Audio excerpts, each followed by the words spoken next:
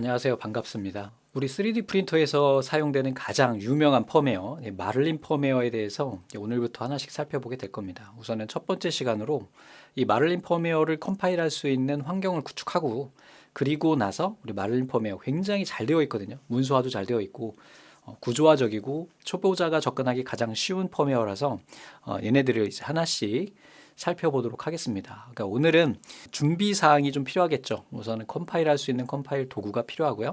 마를린 펌웨어가 필요하고요. 그리고 3D 프린터에서 얘네를 사용을 하려면은 그 LCD 컨트롤러가 있긴 합니다. 얘를 이용을 해가지고 조정을 하고 테스트를 할 수는 있지만, 그것보다는 우리가 화면을 보면서 할 수 있는 프론터페이스라고 하는 툴, 이렇게 세 가지를 우리가 준비를 우선은 하고 보겠습니다. 여러분들 인터넷 창을 하나 열어 주시고요. 네이버에서 하셔도 괜찮지만 구글로 가셔서 이 비주얼 스튜디오 코드라고 하는 이 개발 환경이 있습니다. 사실은 이제 오픈 소스로 맨 처음에 개발됐다가 MS에서 지금 정식적으로 이제 라이센스를 가지고 개발을 하고 있습니다. 많은 사람들이 이 비주얼 스튜디오 코드를 사용을 하게 되는데요. 여기 이게 뭐냐면은 우리 여러분들 C나 자바 이런 거 많이 들어보셨죠? 그리고 우리가 지금 하려고 하는 플랫폼 IO, ID 등등, 이게 개발 통합 환경 툴이라고 하기도 조금 애매하고 좀 굉장히 개방적입니다. 또 무료로 제공되고요. 이 친구를 우선은 다운로드 받아서 설치를 좀 해주겠습니다. 들어가 주시고요. 홈페이지가 자주 바뀔 수는 있겠으나 다운로드라고 하는 이렇게 버튼이 보이실 겁니다. 그러면 이 친구를 이렇게 클릭해서 오른쪽 위에 보시면 다운로드라고 하는 버튼이 또 보이는데요. 이 친구를 이용을 해서도 이 페이지로 오실 수가 있습니다. 그래서 이렇게 지금 보니까 다운로드가 이미 진행이 돼가지고 두 개나 다운로드가 됐네요. 다운로드 폴더에 들어있게 되겠고요. 얘를 클릭해가지고 실행을 좀 해주겠습니다. 설치를 좀 해줘야 되겠죠. 그래서 라이선스 동의, 다음, 그리고 그냥 기본값으로 다음 설치까지 눌러주시면 되겠습니다. 그러면 기본적으로 VSC라고 하는 비주얼 스튜디오 코드라고 하는 툴이 설치가 되게 됩니다. 우리가 8비트 보드 같은 경우에는 아두이노를 이용을 해가지고 얘를 컴파일하고 플래싱을 하는데요. 32비트, 8비트도 마찬가지로 이 친구로 가능합니다. 그래서 어려운 건 아니고 크게 다른 것도 아니고, 저는 아두이노보다 이 친구가 훨씬 더 컴파일이 빠르고 사용도가 편해가지고 8비트 보드에 플래싱을 할 때도 이 친구를 사용하게 됩니다. 다시 한번 실행해 볼까요? 이러한 형태로 우리가 실행이 되실 거예요. 되시는 건가요? 되는 거지, 그지? 자, 그리고요, 얘는 통합 도구예요. 다양한 컴파일러들을 우리가 갖다가 쓸 수가 있는데요. 이쪽에 보시면은 왼쪽에 보이시죠? 익스텐션즈라고 해서 그런 컴파일러를 갖다가 써야 돼요. 그래서 쭉 보시면 C++도 있고, 그 공부하는 파이썬, C#부터 시작해가지고 다양한 컴파일러들을 우리가 여기다 얹을 수가 있습니다. 보통 이제 우리가 애드온이라고 표현을 하고, 이 VSC에서는 익스텐션이라고 이야기를 하겠죠. 여기에서요, 플랫이라고만 한번 타이핑을 쳐보시겠어요? 그러면 여기에 플랫폼 IO ID라고 하는 툴이 있습니다. 이 친구는 우리가 3D 프린터 여러분들 많이 쓰시는 이쪽에 보면은 이 칩셋들이거든요. 그래서 우리가 가장 많이 쓰는 게 이제 STM이라고 하는 이 CPU예요. 이게 3D 프린터의 CPU로 사용되는데 이게 아마 독일 회사인 것 같더라고요. 그리고 또 많이 아시는 이 ARM. ARM은 이제 영국 회사죠. 이것도 마찬가지로 CPU 아키텍처를 개발하는 업체고, 한때 이제 소프트뱅크에 갔다가 지금은 엔비디아라고 하는 비디오 카드 만드는 회사 아시죠?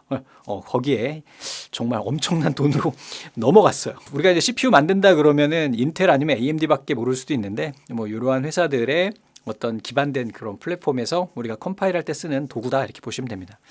그리고 여기에서 인스톨이라고 보이시죠? 요거를 클릭해 주십니다. 그러면 얘가 인스톨이 쭉 진행이 되는데요. 시간이 굉장히 많이 걸려요. 오른쪽 하단에 못생긴 얼굴 쪽에 보시면은 계속해서 뭔가 돌아가게 됩니다. 그리고 계속 뭔가 인스톨이 돼가고 하는데요. 요게 인스톨이 완전히 되는데 시간이 꽤 소요가 됩니다. 그래서 그동안에 우리는 다른 것들을 좀 준비를 하도록 할게요. 자, 브라우저 실행해 주시고요.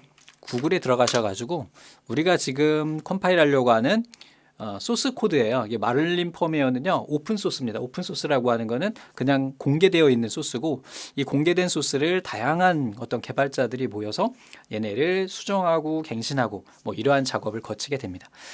그러한 것들을 우리가 이제 오픈 소스라고 얘기하고, 이 오픈 소스에서도 뭐 좀 어려운 이야기를 하면은 다양한 레벨이 있습니다. 요거까지는 우리가 볼 필요는 없고, 우선은 이제 마를린 이렇게 검색해 주시게 되면은 네이버에 검색해도 나오긴 하는데요. 네이버에 하면 상위에 안 나와요. 이게 좀 달라가지고, 그래서 이렇게 구글에서 검색을 해주시면은 마를린 펌웨어 홈페이지가 나오고요. 오른쪽에 다운로드 들어가 보셔요. 그러면 네, 현재 오늘 시점으로 2072 버전이 최신 마를린 펌웨어가 됩니다. 최근에 2007이었는데 며칠 사이에 네, 2가 올라갔어요. 다운로드에 있는 이 친구를 클릭해 주십니다. 그러면 또 다운로드가 되겠죠. 다운로드가 완료가 됐네요. 그러면 네, 파일 열기, 뭐 브라우저마다 이게 위치가 다르기 때문에 저는 지금 엣지를 쓰고 있어서요. 이렇게 되고요. 우리 이렇게 압축 파일 있잖아요. 여기에 있는 마를린 20X라고 하는 이 친구를 바탕화면에다가 좀 끌어놓겠습니다. 그래서 압축을 좀 해제해 주겠습니다. 또 한 가지 툴이 우리 필요하다고 이야기 드렸죠. 뭐라 했어요? 프론터페이스라고 하는 우리 툴이 있습니다. 얘는 3D 프린터를 USB로 연결을 해가지고 뭐 축을 움직인다든지 온도를 조절한다든지 아니면 모니터링 한다든지 이런 데 사용할 수 있는 그런 툴이 됩니다. 그래서 여기서 프론터페이스 스펠링 한번 보셔요. 프론터페이스 이렇게 클릭하시면은 얘도 이제 구글에서 검색해야지 메뉴에 뜨고요. 네이버에서 하면 안 나옵니다. 그래서 다운로드 가보시면은 이쪽에 얘네도 오픈 소스예요. 그래서 기시라고 하는 거는 여러분들 리눅스라고 아시죠? 안드로이드 OS에 기반이 된 것을 우리가 리눅스라고 이야기를 해요. 그래서 리눅스를 만든 사람이 리누즈 토발즈라고 하는 지금 현재도 개발을 하고 있어요. 이분은 사실 대단한 분이잖아요. 근데 이제 처음에 이제 리눅스 커널을 이렇게 만들어 가지고 그냥 몇만 라인 정도 해서 얘를 야 우리 같이 개발합시다 해가지고 기시라는 어떤 원래 개념은 있었습니다. 그래서 기시라는 것을 만들어서 그 위에 자기가 만든 리눅스 커널을 올리게 됩니다. 근데 아주 많은 개발자들이 심심했나 봐요. 걔네를 개선해 나가면서 지금까지 오게 됐고 굉장히 많은 파생 상품들이 나왔어요. 제가 구체적으로는 알 수는 없는데 여러분들이 알고 계시는 그 맥 OS 있죠? 맥킨토시 그리고 애플 아이폰 얘네들도 사실 이에 영향을 좀 받았거든요. 내부 코어를 보면은. 그리고 여러분들 안드로이드는 그냥 이 리눅스 가지고 만든 거고요. 뭐 그렇다 이렇게 보시면 됩니다. 그래서 기시라고 하는 것이 이게 형상 관리 툴이라고 보통 이야기하거든요. 그러니까 소프트웨어를 개발을 할 때 다양한 사람이 이제 개발에 참여를 하잖아요. 그러므로 인해 가지고 이걸 집단지성이라고 이야기합니다. 좀 어려운 말로 그 집단지성 여럿이 모여서 아이디어를 짜내서 개발을 이렇게 진행해 나가는 거예요. 그렇게 해서 만들어진 것 같습니다. 이 친구도. 그래서 프론트페이스 들어가 보시면은 윈도우즈 버전하고 맥 버전이 있는데 우리는 이제 윈도우즈 버전이니까 근데 이제 아마 마지막 개발이 2015년이었나 봐요. 그리고 뭐 버그 픽스 이렇게 해가지고 2017년에 끝난 것 같습니다. 좀 오래된 거가 저는 처음에 이 친구 받을 때 아니 이렇게 오래된 걸 쓰라고? 최신은 없는 거야? 이렇게 생각했는데 그건 아니고 이제 개발이 다 완료가 된 것 같아요. 더 이상 하지 않겠다 뭐 이런 의미로 받아들일 수 있고 다행히 고맙게 이렇게 소스를 공개해주면 너무 고맙죠. 이 소스도 아마 공개가 돼 있을 겁니다. 어디에. 그리고 이 프론터페이스도 우리가 압축 바탕화면에다가 해제를 좀 해주겠습니다. 자, 압축이 다 해제됐는데 바탕화면에는 안 보이는데요. 다른 데 가 있는 친구를 좀 가지고 오겠습니다. 이렇게 프론터페이스랑 이렇게 왔고요. 비주얼 스튜디오 코드도 한번 실행을 해가지고 다 설치가 됐는지 보겠습니다. 예, 다 설치가 됐네요. 자, 다 설치가 됐고 예, 닫기 눌렀다가 다시 한번 실행을 좀 해주겠습니다. 이렇게. 그래서 이렇게까지 뜨면 마를린 펌웨어를 플래싱 할 때, 이제 컴파일 할 때 준비는 완성이 된 거고요.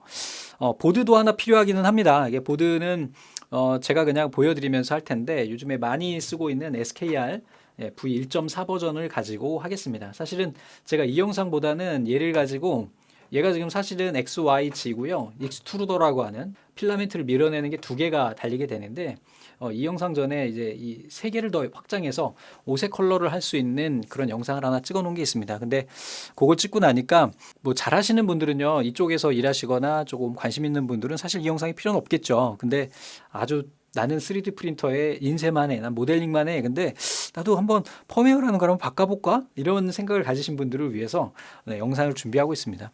이거를 먼저 시작 안 했으면은 전 다른 걸 했을 텐데 이거를 먼저 시작했기 때문에 끝은 봐야 되잖아요. 남자가 뭐 칼을 뽑았으면. 그래서 다시 1단계부터 찬찬히 나간다 이렇게 보시면 되고요.